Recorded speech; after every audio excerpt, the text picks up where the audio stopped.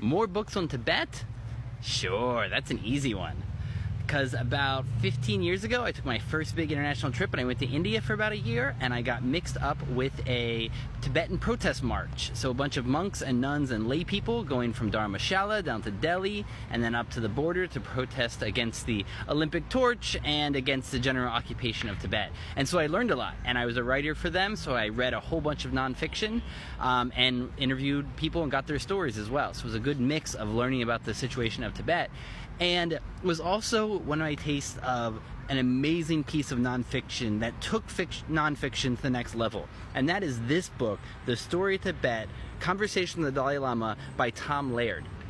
And so Tom was lucky enough to get to sit down with the Dalai Lama like 14 times for these long interviews. And Tom already knew the history of Tibet from living there in Nepal and close to Tibet for about 20 years.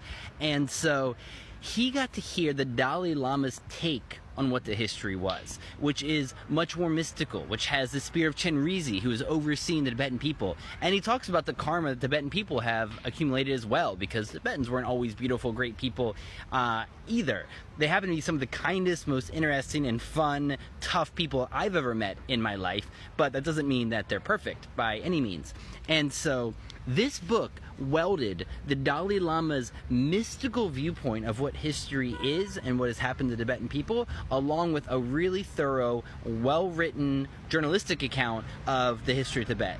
And I've never seen a piece quite like it. So if you're interested in Tibet, this is absolutely the first place to start.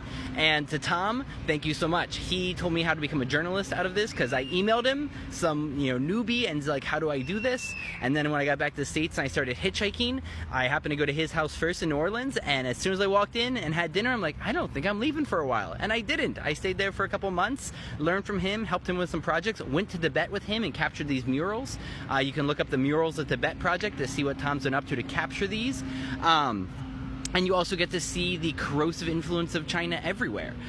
So much doesn't get published in this world, doesn't get a museum showing because of the influence of China. I read my Nature magazine every week, and you can see how Nature magazine pulls their punches, because China is a big funder of them.